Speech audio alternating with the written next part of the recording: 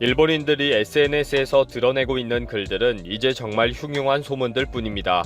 아베와 자민당이 정말 무엇을 원하고 있는 것일까? 라는 질문과 들리는 소문과 확신에 대해 끊임없이 논쟁 중에 있습니다. 그런데 우생학적으로 아베가 일부러 PCR 검사를 하지 않는다는 이야기부터 시작해서 건강한 6천만 명만 필요하다더라 라는 이야기까지 떠돌고 있습니다. 정말 뒤숭숭한 분위기의 일본입니다. 위험한 글들이 쌓이고 있는 트윗들을 모았습니다. 오늘 일본의 C19 최종 판정자가 5만 명을 넘어섰다는 기사가 크게 화제가 되고 있습니다.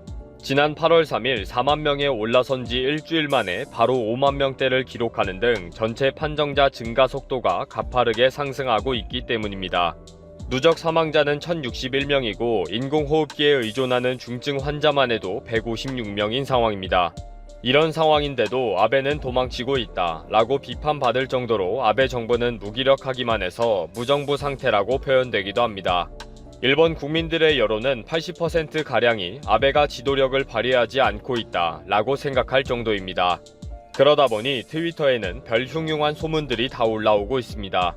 일본은 멸망하지 않아도 노인, 병약자, 장애인, 빈곤층은 많이 죽을 것이다.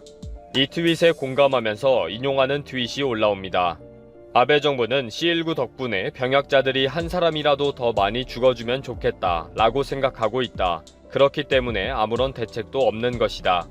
헌법에서 살아남을 인간의 권리를 빼면 아베가 말하는 아름다운 일본의 완성이 된다. 아베 정부만 그런 생각을 가진 것이 아니다. 일본에는 이런 사상을 가진 사람들이 너무 많다는 것이 슬프다. 맞는 이야기입니다. 통탄할 일입니다. 생명을 선별하는 아베 정권, 고이즈미 신지로도 건강한 6천만 명이 적당하니 좋다 라는 취지로 말을 했다. 바로 그것이 자민당의 이상적인 국가 체제이다. 아베 정권은 건강한 사람만 원한다고 생각한다. C19 대처하는 것으로 보면 변명의 여지가 없다. 이번에 잃어버린 수많은 고귀한 생명은 이제 다시 원래대로 돌아가지 못한다. 결국 안락사의 법 제화가 검토되는 이유가 같은 것이다. 자유경제주의라고 하지만 사실은 탐욕과 오만한 사이비 경제학자들이 의료치료 비용 억제라는 목적으로 추진하고 있다. 구소련이 붕괴할 때에도 복지, 의료, 경제가 붕괴되고 많은 고령자 장애인들이 죽고 평균 수명이 갑자기 10살 정도 단축되었다. 지금 일본의 현상과 비슷하다. C19는 그것을 가속화시키고 있다. 유럽 등에서 노인들이 C19 치료를 받지도 못하고 엄청난 숫자가 죽었다. 젊은이가 우선으로 치료 가망 없는 노인들은 제외된다. 현실은 일본도 결국은 그렇게 하고 있다. 구소련 말기의 정치, 경제 상황은 지금 일본과 아주 비슷하다.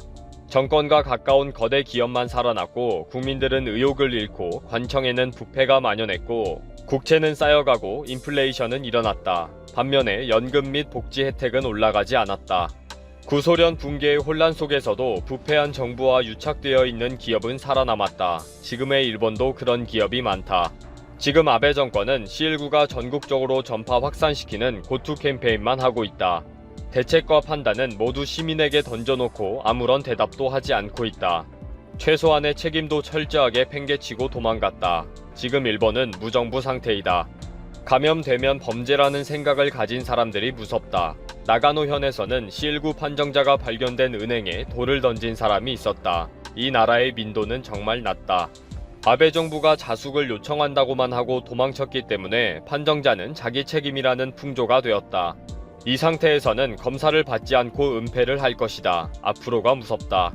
트위터에는 이보다 더 심한 인신공격성 트윗도 많고 음모론자들의 주장도 많습니다. 그러나 아베 정부가 PCR 검사를 하지 않는 것뿐 아니라 도리어 C19가 확산되도록 조장하고 방치하는 것은 아닌지 하는 의심은 합리적이고 논리적으로 올라오고 있습니다. 어제 충격적인 사건으로 떠오른 쇼난 고등학교 축구부 학생들 86명의 집단 감염 사태는 오늘까지도 누군가의 책임으로 따지는 사회적인 이지매가 난동을 부렸습니다. 오늘은 쇼난 고등학교 교장과 교감이 나와서 매우 무겁게 받아들이고 있다. 감염 대책이 불충분해 깊이 반성하고 있다 라고 90도 머리를 숙여 사죄 기자회견을 했습니다. 그리고 성묘 등으로 기성한 사람의 집에 당장 도쿄로 돌아가라. 도대체 무슨 생각으로 기성을 왔느냐. 빨리 가라 라고 종이 벽보를 붙여놓기도 합니다. 사회적으로 누군가 책임을 져야 한다는 분노가 팽배하면서 조만간 무슨 폭동과 다툼이 발생하지 않을까 조마조마하다는 여론이 많습니다. 불안과 분노는 쌓이는데 배출할 곳이 없다 보면 이웃에게 퍼붓기도 합니다. 이럴 때의 아베는 나쁜 한국이다 라고 시선 돌리기를 합니다. 관동 대지진 이유가 이런 분위기였던 것입니다. 흉흉한 이야기로 논쟁하는 일본인들이 지금 제정신이 아닌 것은 확실합니다. 기생충은 수상 전부터 관객들이 모이기 시작하더니 지난 10일 한국 영화 사상 최초로 미국 박스오피스 4위를 차지하며 탑5에 진입했습니다. 이미 북미에서 3,500만 달러, 하나로 약 421억 원의 흥행 수익을 거뒀지만 앞으로 수익은 점점 불어날 전망입니다. 기생충은 이미 지난해부터 연이은 수상으로 화제를 모았지만 이젠 오스카효까지 더해지며 엄청난 시너지가 붙고 있습니다.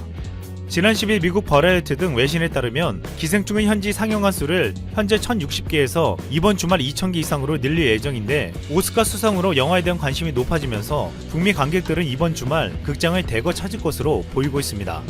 워싱턴 포스트는 아직 기생충을 보진 못했다면 당장 나가서 보라고 권하기도 했습니다. 그런데 지금 미국에서 기생충의 아카데미 수상은 커다란 정치적 파장을 가지고 오고 있다는 말이 나오고 있습니다.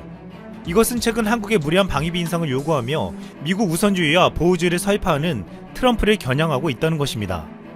기생충의 주제는 최근 전세계 화두인 빈부격차였습니다. 빈부격차라는 주제는 미국과는 어울릴 것 같지 않지만 정확히 관통하고 있습니다. 미국 경제는 2008년 금융위기 이후 10년 넘게 호황을 이어가며 사상 최저 빈곤율과 실업률을 자랑하고 있지만 현재 소득 불평등 수준은 50년 만에 최대 수준으로 벌어졌습니다. 미국 브루킹스 연구소는 2008년 금융위기 이후 소수계층은 부를 회복했지만 중산층은 그러지 못하면서 사상 최악의 빈부격차를 겪고 있다고 밝혔습니다. 미국 여론조사 기관인 퓨 리서치 센터는 미국의 소득 불평등은 선진국 중 가장 심하다는 연구 결과를 내놓기도 했습니다. 실제로 미국 최고 부호 400인의 재산은 2조 9,600억 달러로 하나로 약 3,500조 원이 넘습니다. 이것은 소득 하위 60%에 해당하는 미국 성인 1억 5천만 명의 재산보다 많은 것입니다. 미국의 빈부격차는 한국보다 훨씬 큰데 그 간격은 해마다 더 커지고 있습니다. 부유층과 빈곤층의 격차를 나타내는 지니 인덱스에 따르면 지난 2014년 기준 미국의 지니 인덱스는 0.47이었는데 2018년에는 0.485로 증가했습니다. 한국은 2015년 기준으로 0.341이었는데 우리는 상당히 빈부격차가 있다고 느끼지만 미국에 비해서는 적은 편이었습니다. 최근 할리우드가 위치한 캘리포니아 주에선 노숙자가 급격히 늘어나고 있습니다. 작년 1월 기준으로 캘리포니아 주의 노숙자는 9년 전보다 22.5%가 늘면서 심각한 주택난을 겪고 있습니다. 트럼프는 노숙자들이 샌프란시스코와 로스앤젤레스와 같은 대도시의 위신을 떨어뜨린다고 주장해 지역사회의 반발을 불러일으키기도 했습니다. 미 연방정부는 노숙자들을 시설에 일제히 수용하겠다고 하고 있지만 지방정부들은 노숙자들에 대한 일방적 시설 수용에 반대하고 있습니다. 한 뉴욕 시민은 최근 미국에서 노숙인이 급증하고 있다며 노숙인들이 지하철을 타면 악취로 인해 승객 대부분이 다른 칸으로 이동하는 경우도 많다고 말했습니다. 이것은 마치 봉준호 감독이 기생충에서 계층 간의 갈등을 냄새로 구분한 것이 미국의 이 같은 현실을 반영하고 있는 것처럼 느끼게 해주었습니다. 이뿐만 아니라 기생충의 반지하 등의 설정은 지극히 한국적이라고 보았지만 미국인들에게도 충분히 공감을 일으켰다고 했습니다. 뉴욕 같은 월세가 비싼 대도시에 사는 미국인들은 기생충 가족처럼 반지하에 살거나 한 집을 여러 가정이 나눠 쓰는 경우가 매우 많다는 것입니다. 실제 미국의 타운하우스들은 반지하들을 가지고 있고 빈곤층들은 이곳에서 살고 있습니다. 이 같은 사정 때문에 지난 10월 미국 CNBC는 영화 기생충의 빈부격차라는 주제는 미국 내 소득 양극화를 상기시킨다면서 미국의 상황과 딱 맞아떨어지는 이 영화가 오늘 11월에 예정된 대선의 궤적을 결정할 수도 있다고 보도하기도 했습니다. CNBC는 기생충은 부자들의 호화로움과 풍요로움 그리고 가난한 자들의 빈곤과 불결함을 병치시키면서 계급 간 긴장감을 표현했다고 했습니다. 그러면서 미국에서도 소득 불평등은 언제나 있었지만 이렇게 심한 적은 없었다고 말했습니다. 트럼프는 지난 2016년 대선에서 기생충의 주제와 같은 빈부격차와 경제 불안감 등을 활용해 승리를 거뒀지만 집권 이후 빈부격차는 더욱 심해졌고 미국 서민들의 삶은 이전보다 더 피폐해졌습니다. 이 때문에 기생충의 주제가 오는 11월에 있을 미국 선거에 영향을 미칠 것이라는 말이 나오고 있는 것입니다. 또한 기생충이 트럼프가 내세우는 미국 우선주의에 이침을 가했다는 평가도 있습니다. 뉴욕타임즈는 기생충이 수상으로 백인 영화 제작자들이 만든 백인들 이야기에 지나치게 의존하던 과거에서 벗어나기 시작했다고 평가했습니다. 전찬희 평론가는 아카데미는 정통적으로 보수성은 띄었지만 최근 3년간은 인종차별과 미국 고립주의로 가는 도널드 트럼프 대통령 노선에 반기를 드는 결과를 냈다고 분석했습니다. 트럼프는 집권 이후 다른 나라의 문화를 존중하지 않고 돈을 뜯으려하고 자국의 이익만을 추구한다는 비판을 받아왔습니다. 이에 오피니언 리더라고 볼 수 있는 아카데미가 봉준호 감독의 기생충을 선택함으로 트럼프에게 일침을 가했다고도 평가되고 있습니다. 이 같은 영화 기생충이 지금 다시 미국 전역에서 확산되는 것은 앞으로 적지 않은 힘을 지닐 것으로 예상되고 있습니다. 영화 기생충은 작품으로서 이미 놀라운 기록들을 달성했습니다. 지난 10일 기생충은 무려 200여 개의 상을 수상하며 기네스북에 가장 많은 아카데미상을 받은 외국어 영화로 등재되었습니다. 또한 세계적 영화 사이트인 IMDb 관객 선정 최고 평가 영화에선 전세계 250편의 작품 가운데 26위에 올랐습니다. 봉준호 감독의 영화 기생충의 영향력은 실로 놀라웠습니다. 이 영화는 미국 사회에 정치적인 메시지를 던지며 트럼프의 대선에까지 영향을 주고 있고, 더 나아가 전 세계에 빈부격차, 불평등, 자본주의 폐해, 인간의 존엄성 등의 시대와 지역을 초월한 메시지를 묵직하게 던져주고 있습니다. 영화 빅쇼트의 감독 아담 맥케이는 기생충을 보고 이렇게 말했습니다. 오늘 기생충을 봤다. 웃기고 충격적이고 기념비적이다.